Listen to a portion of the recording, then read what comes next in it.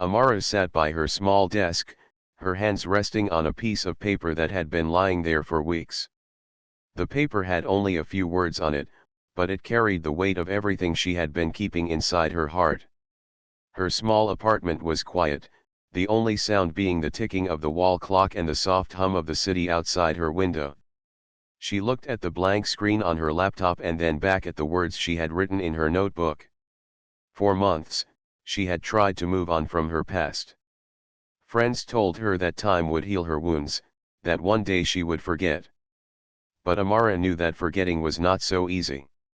She had loved deeply, and when that love had ended, she had been left with questions, regrets, and words that had never been spoken. Tonight, she felt the need to finally let those words out. Her fingers hovered over the keyboard. Slowly, she began to type. "Dear Adam," she wrote, though her voice trembled as she said the name in her head. "I don't know if you will ever read this, but I need to say these things. Maybe this is not for you. Maybe this is only for me." The letter was not about asking him to return. She did not want to beg for love that was no longer hers. Instead, she wanted to free herself from the heaviness she carried. She wanted him to know that she had once believed in them, that she had once thought their story would last forever. She wrote about the nights she cried but also about the mornings she woke up with hope. She wrote about mistakes, about silence, about how love sometimes fades not because it was weak, but because life pulls people in different directions. Every word she typed felt like a small tear being mended. It was painful, but it was also a release. Amara paused and read the letter again. It was not perfect. Some sentences were clumsy, and some feelings were hard to put into words. But it was real, and it was hers. She closed her eyes and let out a long breath. She did not expect an answer. She only wanted to feel lighter. The screen glowed softly in the dim light of her room. She saved the letter as a draft but then hesitated. Should she really send it? What if he read it and laughed? What if he ignored it? What if he replied with cold words that would hurt her again? Her heart raced as her hand moved toward the mouse. She thought about how long she had carried this weight, about how silence had trapped her in the same place for too long. Maybe sending it was not about him at all.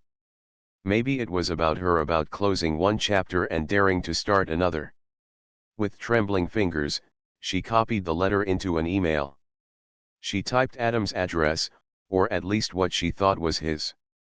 Her memory was clouded, it had been months since they had spoken, and she had never checked if his address was still the same. But in that moment, her courage was stronger than her doubt. Her finger hovered over the send button. She whispered softly, "This is not for you anymore, Adam. This is for me." And then, with a small click, the letter left her hands. For a long moment, Amara just sat there, staring at the screen as if it might give her the answer to whether she had done the right thing. She felt both relief and fear.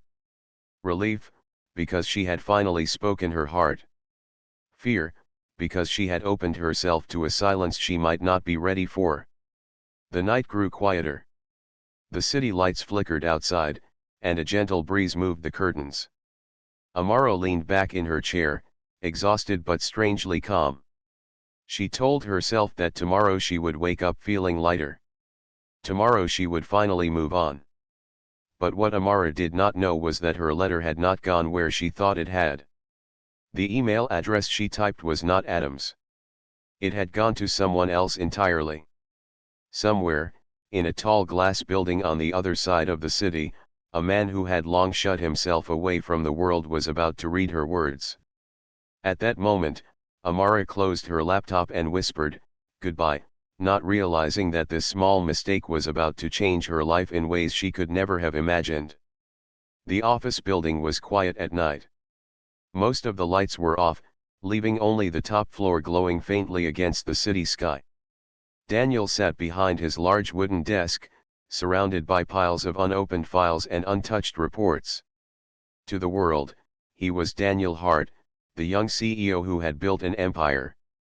To himself, he was just a man who had learned to hide from feelings, from people, from everything that reminded him of the life he once had. His employees called him distant. The media called him mysterious. But Daniel knew the truth: he was tired. Tired of pretending to be strong, tired of the heavy silence that followed him home every night. That evening, after finishing a long day of meaningless meetings, Daniel leaned back in his chair. He opened his laptop, intending to check a few final messages before shutting everything down. Most of the emails were business proposals, numbers, requests, things he had seen 100 times before. His finger moved quickly over the mouse, ready to close it all. But then one email caught his eye. The subject line was simple: a letter I should have sent long ago. For a moment, he thought it was spam. Still, something about the words made him pause. He clicked it open. The first line read, "Dear Adam." Daniel frowned. It was clearly not meant for him. But as his eyes moved down the page, he found himself reading anyway. The words were not like the usual messages he received. There was no business tone, no flattery, no demand. Instead, it was a letter filled with honesty. A woman had written about love, about loss, about the ache of holding on and the strength of letting go. She did not ask for pity. She did not even ask for an answer. She only wanted to be heard. Daniel's hand froze on the mouse. His chest tightened as he read each sentence. He could almost hear her voice through the words, soft, trembling, but real. I once believed we could last forever. I don't regret loving you, even if it hurt. This letter is not for you anymore. It is for me. The words echoed inside him, stirring feelings he had long buried. For years, Daniel had built walls around himself. After his parents' passing, after a failed relationship, after betrayals he never spoke of, he had chosen silence. He became a man who looked powerful on the outside but lived empty nights on the inside. Nobody dared to ask if he was lonely, and he never offered the truth. But here, in this accidental letter from a stranger, was something different, something honest, something human. Daniel leaned back in his chair, closing his eyes for a moment. He imagined the woman who wrote it. He wondered what kind of person she was, someone brave enough to put her heart into words, yet gentle enough to not demand anything in return. He almost closed the laptop, telling himself it wasn't his place. But something stopped him. For reasons he could not explain, he wanted to reply. At first, he tried to resist. Why involve himself in a stranger's pain? Why open a door he had kept locked for years? Yet, when he looked at the letter again, he felt as if she had written some of those lines for him, too. Slowly, he began to type. I believe this letter was not meant for me. Still, I want you to know something. Your words reached me tonight. They remind me that honesty is rare, and courage is even rarer. You may think you wrote this letter only for yourself, but you should know it touched someone else too. He stopped, unsure if he should continue. His fingers hesitated, then pressed the keys again. I will not ask who you are. I will not ask about your past. But thank you for letting me read these words. They mattered. Daniel read his reply twice before hitting send. His heart beat faster than it had in a long time.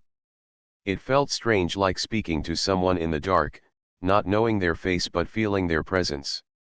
For the first time in months, he did not feel entirely alone. As the night deepened, Daniel closed his laptop but could not shake the thought of the letter. Somewhere in the city, there was a woman who had written from the depths of her heart. And by accident, her truth had reached him. He leaned back in his chair and whispered softly to himself, maybe accidents are not always mistakes. Meanwhile, Amara, in her small apartment, lay asleep. She had no idea that her letter had landed not in Adam's inbox but in the hands of a man who needed it just as much as she did. The quiet night carried both of their secrets, holding the beginning of a story neither of them could have imagined. The next morning, Amara woke up with the same heavy feeling she had gone to bed with. The letter was still on her mind. She had promised herself that sending it would free her, but now she wasn't so sure. What if Adam read it and thought she was still clinging to the past? What if he ignored it altogether? The thought made her stomach twist. She tried to push the worry aside. She made tea, watered her small plant by the window, and opened her laptop to begin her work-from-home tasks. But curiosity got the better of her. She clicked on her email, her heart thumping in her chest. And then she froze. There, at the top of her inbox, was a new message. The sender was not Adam. The name was unfamiliar, a simple address with no picture attached. Confused, Amara clicked it open. Her eyes widened as she began to read. I believe this letter was not meant for me. Still, I want you to know something. Your words reached me tonight. They remind me that honesty is rare, and courage is even rarer. You may think you wrote this letter only for yourself, but you should know it touched someone else too. I will not ask who you are. I will not ask about your past. But thank you for letting me read these words. They mattered. Amara stared at the screen, her hands trembling slightly. She read the message again, slowly this time, as if to make sure it was real. Her first thought was embarrassment. A stranger had read her most private feelings, words she had meant for someone else. She covered her face with her hands, groaning softly. This is so humiliating, she whispered to herself. But as the embarrassment faded, another feeling rose inside her. The stranger's reply had been kind. There was no judgment, no mockery, no coldness. Instead, there was warmth and understanding she had not expected. For the first time in months, someone had not brushed aside her feelings. Instead, he had acknowledged them. He had said they mattered. Amara leaned back in her chair, staring at the ceiling. Part of her wanted to delete the message and forget it ever happened. But another part of her, a part that had been lonely for far too long, felt drawn to reply. She bit her lip, hesitating. Was it foolish to respond? What if this person was strange, untrustworthy, or mocking her in ways she couldn't see? But the words she had read didn't feel fake. They felt sincere, almost as if the man on the other side understood what it was like to carry hidden pain. Her fingers hovered over the keyboard. Slowly, carefully, she began to type. You're right. This letter was not meant for you. I don't know how it ended up in your inbox, but I suppose life has a strange sense of humor. I was embarrassed when I realized a stranger had read it, but, thank you for your kindness. I thought sending that message would only make me feel weak, but somehow, your reply made me feel lighter. Maybe that's what I needed to know, that my words didn't disappear into nothing. She paused, wondering if she should stop there. But her hands kept moving. You don't have to write back again. I just wanted to say thank you. Whoever you are, I hope you're doing well too. She reread her reply 3 times before finally pressing send. Her chest felt tight as she closed the laptop. She told herself that would be the end of it. A simple mistake, a stranger's kindness, nothing more. Yet deep inside, she knew she would be waiting, checking her inbox again and again. On the other side of the city, Daniel sat in his office earlier than usual. His assistant was surprised to see him already at work, staring at his laptop as if he were expecting something. When the notification came, his heart skipped a beat. He opened her reply and read each line carefully. He could almost see her hesitation between the words, the mixture of embarrassment and relief. A faint smile touched his lips, something that had not happened naturally in a very long time. Daniel had received thousands of emails in his life, but none had made him feel this way. None had felt this personal, this honest. Most people wanted something from him: money, approval, opportunities. But this woman wanted nothing. She had written only to release her own heart. For reasons he could not fully explain, he felt he owed her more than silence. He began to type again. I wasn't sure you would reply, but I'm glad you did. You don't need to feel embarrassed. Honesty is never something to regret. I don't know what made you write that letter, but I understand what it means to carry words you can't say out loud. Sometimes writing them is the only way to breathe. He hesitated, then added one more line. If you ever feel like writing again, I will read. And I will answer. Sometimes strangers are safer listeners than those who know us. He pressed send and leaned back, exhaling slowly. For the first time in years, Daniel felt a spark of anticipation, not for a business deal, not for success, but for a reply that might or might not come. And Amara, sitting quietly in her apartment, would soon open her inbox again and find an unexpected comfort waiting for her. The beginning of something neither of them had planned was slowly unfolding, born not from intention, but from a simple mistake. The days that followed were strangely different for Amara. Her mornings, which once began with silence and heavy thoughts, now began with curiosity. Each time she opened her email, she felt her heart race, wondering if another reply would be waiting. And often, there was. The stranger who never gave his full name always replied with calm, thoughtful words. He never pried into her past, never asked for details she did not want to share. Instead, he listened through her letters, answering with reflections that made her feel less alone. At first, their exchanges were short. She would write a few sentences about her day, her thoughts, her fears. He would reply with encouragement or small pieces of wisdom. But soon, the letters grew longer.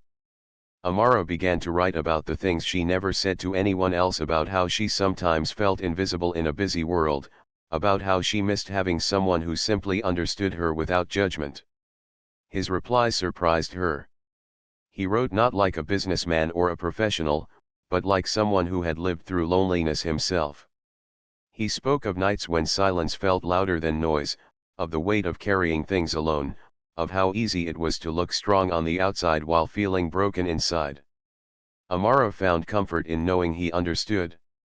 She never asked about his life, yet sometimes, between his words, she sensed pain, old pain, hidden behind his calm sentences. One evening, after a long day, Amara sat by her desk, the glow of her laptop lighting her face. She typed a message that felt heavier than the others. I don't know why I keep writing to you. Maybe because it feels safe. You don't know me, and I don't know you. But somehow, it feels easier to be honest with you than with people who see me every day. Do you ever feel that way, that strangers are easier to trust than those closest to you? When Daniel read her words later that night, he leaned back in his chair, staring at the screen for a long time. He knew exactly what she meant. For years, the people closest to him had only seen his image, the strong, untouchable CEO. But this faceless stranger, this woman who had written him by accident, saw something real in his silence. His reply came with a rare honesty. Yes. I know that feeling. People expect things from us, and expectations make honesty difficult. Strangers expect nothing, so we can be ourselves. Sometimes, the people who know the least about us end up knowing the most important parts of us. When Amara read that, her chest tightened. She wondered who this man was, someone who clearly carried his own unspoken burdens. But she respected his choice not to reveal himself fully. Perhaps that was what made their bond special, the freedom of being nameless, yet understood. Days turned into weeks. The letters continued. They never spoke of meeting, never asked for pictures, never even shared their real names. Yet, in the silence of their written words, something gentle began to grow. Amara noticed the change in herself. She no longer felt the same ache when she thought of Adam. The letter she had sent, what she once thought was a mistake, now felt like the beginning of something new. She had poured her heart into words, and instead of rejection, she had found someone who valued them. One night, after finishing her email, Amara sat by the window, looking at the stars. She whispered to herself, "Why do I feel like I know him, even though I don't?" At that same hour, Daniel sat alone in his office, staring at her latest reply. His assistant had noticed lately that he smiled more often, that he seemed less cold. Even Daniel himself was surprised by the change. He had never thought an unknown voice could bring light back into his life. For years, he had avoided personal connections. He had kept people at a distance, believing it was safer that way. But Amara's words, gentle, honest, and unpretentious, were slowly breaking down walls he thought would never fall. Yet, beneath the growing warmth, there was also fear. Daniel knew that he was not being fully honest. He was hiding his identity, hiding the fact that he was not just an ordinary stranger but someone whose name carried weight and expectation. Would she see him differently if she knew? Would their bond break the moment the truth came out? Still, he kept writing. And Amara, unaware of who he truly was, kept waiting eagerly for his replies. Their connection was fragile, built only on words, yet it was real. It was the kind of bond that formed quietly, like roots growing underground, unseen but strong.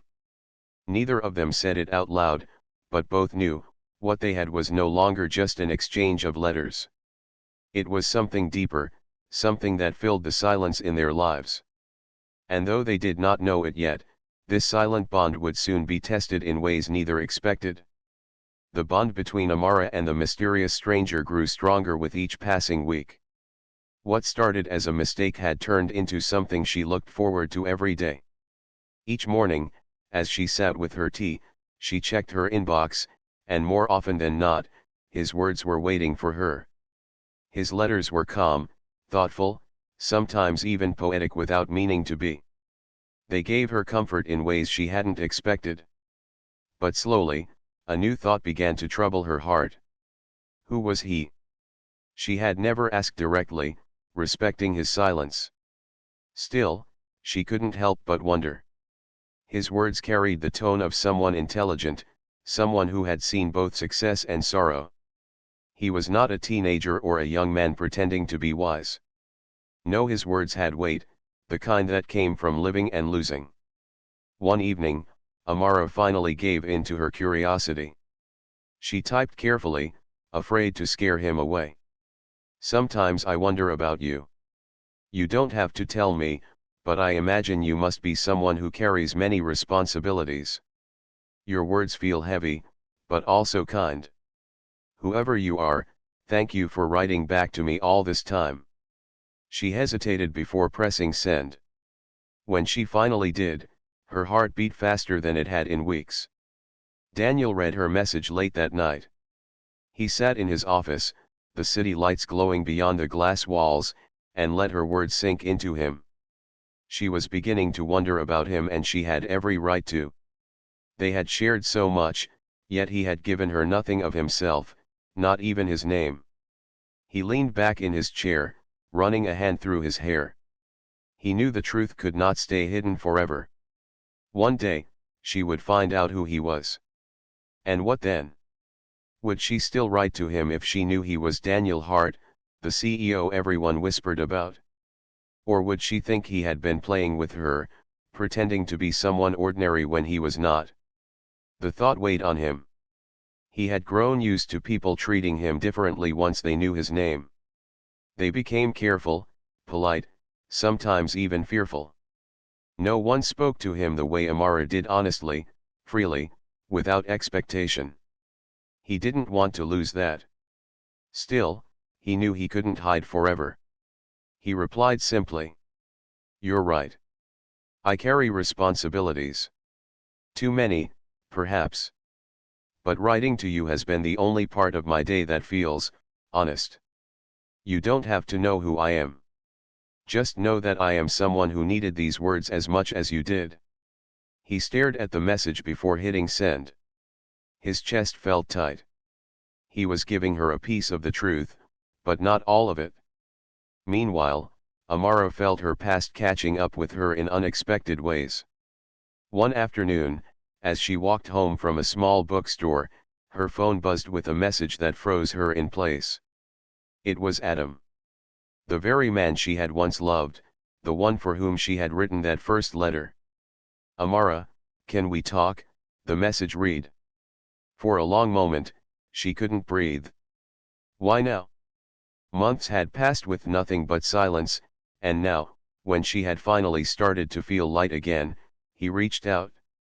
Memories returned, both good and painful. She remembered their laughter, their long walks, the promises he made. But she also remembered the arguments, the distance that grew between them, the silence that eventually broke her heart. She didn't reply immediately. Instead, she sat on her bed, staring at the message. A part of her wanted to delete it and never look back. But another part whispered, what if he regrets? What if things could be different? Her thoughts were messy, pulling her in two directions. That evening, she opened her laptop and wrote to the stranger again. Life is strange. Someone from my past reached out today. I don't know what to do. Part of me feels I should ignore it, but part of me still wonders. How do you let go of something that once mattered so much? Daniel read her message with a heavy heart. He knew immediately what it meant. Adam had returned. The name wasn't there, but he understood. The man she had once written to had reappeared, threatening to pull her back into the past. His hands tightened on the keyboard. He wanted to tell her to ignore it, to move forward, to stay with the bond they had built. But he also knew he had no right to make that choice for her. So he typed slowly, carefully. Letting go is not easy. But ask yourself, did that person see you, truly see you, the way you deserve to be seen? Or are you only remembering the parts that once felt good? Sometimes the past comes back, not because it belongs to us, but because it wants to test us. Only you can decide if it is worth opening that door again. He pressed send and sat back, feeling restless. He hated that he was still hiding behind a nameless identity. He hated that she didn't know how much her words mattered to him. The truth was looming closer, pressing on his heart. Sooner or later, he would have to reveal who he really was. And he feared that when he did, the fragile bond they had built might break apart. For now, all he could do was wait for her choice, for the moment when secrets could no longer stay secrets. The days after Adam's unexpected message were heavy for Amara. She carried her phone everywhere, checking it every few minutes, even though she had not replied. The past tugged at her like a shadow that refused to fade. But even as memories of Adam stirred, her heart kept drifting back to her email inbox. Every night, she found herself waiting for the stranger's words, the man who still had not told her his name but had given her something Adam never truly had, quiet understanding. One evening, after a long pause, Amara wrote to him again. Her hands trembled as she typed. I think I am done with my past. I realized something these past weeks. The person I loved once never really saw me. He loved his version of me, not who I truly was. But you, even though I don't know your face or name, you listen. That means more than I can explain. When Daniel read her message, his chest tightened.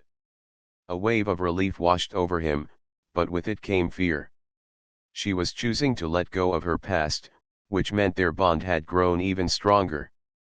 And yet he still carried a secret.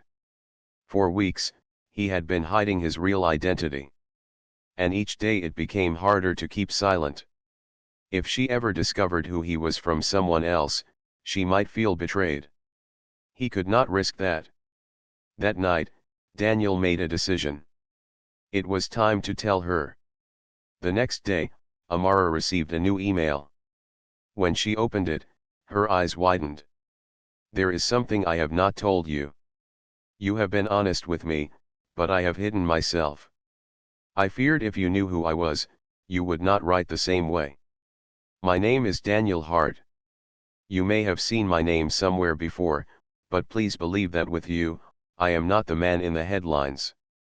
I am only someone who needed your words. If you wish to stop writing now, I will understand. Amara stared at the screen in disbelief. Daniel Hart. She knew the name. Everyone did. A reclusive CEO, a man often in the news but rarely seen in public. He was known for his silence, his distance, his mystery. And he was the one who had been replying to her letters all this time. Her first reaction was shock. Her second was doubt. Was this some kind of trick? But the words felt like him, the same gentle honesty, the same quiet tone that had comforted her for weeks. Her heart pounded as she typed back. I don't know what to say.